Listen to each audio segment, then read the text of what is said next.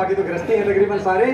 तो इन्होंने कहा, और महेंद्र जी ने अपनी बात जो है, पता था दिल की, मेरे दिल की क्या बात है, लेकिन अपनी बात इन्होंने नहीं बताई। जब ये शादी करने के लिए गए थे, फेरों के ऊपर बैठे, पंडित जी फेरे करवाने लगे, और फेरे करवाने के लिए लड़की का हाथ लड़के का हाथ में देते, पानी ग्रहण संस्कार जिसे कहते हैं। और लेकिन पंडित जी ने क्या किया, आखिर लड़के का हाथ इसका महेंद्र जी का हाथ और लड़की के हाथ में दे दिया। महेंद्र जी बोले, पंडित जी क्या कर रहे हो? बोले, तेरी रक्षा यही करेगी। और चमनप्राश की ऐड वाले आए इनके घर, और आगे कहने लगे, महेंद्र जी आप हमारे चमनप्राश की ऐड कर दो। आपने दिख रहा है ना महेंद्र जी, ये है, पर देख लो इनको ध्यान से, जो मांस मूस नहीं है, बस हड्डी हड्डी दिखाई दे रही है। तो कहने लगे, जी हमारे चमनप्राश की ऐड कर दो। बोला, जी मुझे क्या करना है बताओ। तो ऐड वाले बोले, जी आपने ऐसा करना है, आगे आपने एक फोटो देना है। बोला, जी क्या करोगे? बोला, हम चमनप्राश के डब्बे के ऊपर लगाएंगे और नीचे लिखेंगे, हमारी कंपनी का चमनप्राश खाया करो, नहीं तो ऐसे हो जाओगे। तो सामने बैठ के आगे सामने तो इसने बालाजी का, ये तो बेचारा बाद में तो सीधा हो गया था, लेकिन रजनी बहन ने भी कोई बातें ऐसे कही थी, लेकिन बात ये समय कम है, तो मैं छोटी सी कविता आपके सामने सुनाना चाहूंगा कि कविता हमें आती नहीं है, कवि तो हमारे बहुत बैठे हैं, हम इनकी कविता सुनने के लिए हमारे बैठे हलचल जी, इन्होंने भी एक बार बैठे हुए थे, कहा मैट्रिक पास है बेचारे भाई, चलो भोले वाले हैं, तो मैट्रिक पास है कोई बात नहीं। एक लड़का चला गया, बोला, जी मुझे वो स्त्री चाहिए, स्त्री जो प्रेस करते हैं।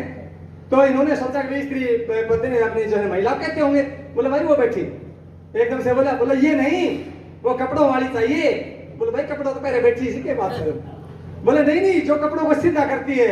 मैं बोला, भाई ने मैं सीधा कर दिया, कपड़ा निकलने कर दिया। तो अपने पत्नी के बारे में ऐसा भोलापन इनके अंदर दिखाई दिया। और भाई नेता हमारे पढ़े लिखे हमारे सामने बैठे हैं, लेकिन नेताओं की बात आपने बहुत सुनी होगी। कहते हैं कि एक नेता आया गांव के अंदर, के गांव के लोगों मेरे को वोट दो, मैं तुम्हारा विकास करूंगा, और जो कहोगे तुम्हारे गांव में पानी ला दूंगा, तुम्हारे गांव की सड़क बनवा दूंगा, ये करवा दूंगा, वो करवा दूंगा। बोला, नेताजी हमारे गांव में सड़क भी बन रही है, पानी भी आ रही है, अगर आप बन जाते हो तो आप एक काम कर देना। बोला, क्या? हमारे गांव की शमशान भूमि छोटी है, इसको बढ़वा देना। अनपढ़ नेता था, हाथ ऊपर करके दोनों कोनियों तक का हाथ जोड़े, और हाथ जोड़ के कहता रहे, लोगों मुझे जिता करके चंडीगढ़ भेज दो, मैं तो सारे घर घर में शमशान बनवा दूंगा। तो नेता अनपढ़ नेता बनाते, हमने पढ़ा लिखा नेता बनाया अपना। तो इसलिए मैं कहना चाहता हूँ, तो महेंद्र जी ठीक है, इतना ही ठीक है, क्योंकि आप हमारे मेहमान हो, आए हो लद्दर से चल करके। और फिर मैं कहना था कि यहाँ पे एक छोटी सी कविता है। अभी एक शेर की थी शादी, शेर का मतलब आप समझ लीजिए जिसकी शादी नहीं हुई है, तकरीबन यहाँ शादीशुदा बैठे हैं, लेकिन जिसकी शादी नहीं हुई है, एक तरह से उसको मान लीजिए। एक शेर की थी शादी, शेर थे सारे बाराती, बारात में नाचने वाला हर एक शेर था। समझ गए शेर का मतलब सारे ही अनमैरिड थे। एक शेर की थी शादी, शेर थे सारे बाराती, बारात में नाचने वाला हर एक शेर था। खाने वाला शेर था, खिलाने वाला शेर था, गाने वाला शेर था, बजाने वाला शेर था। इतने में एक चूहा आके वहां नाच रहा, सबने अचंबा किया, ये निकम्मा कब शेर था। हाथ जोड़ चूहा बोला, आज मैं हूँ शादीशुदा, शादी से पहले तो यारों में भी बब्बर शेर था।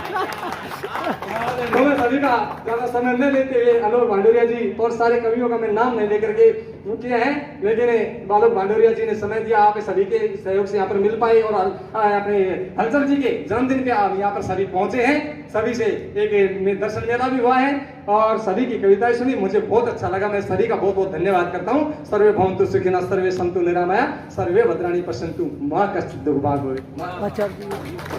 अभी कराएंगे। बहुत बहुत धन्यवाद आचार्य जी।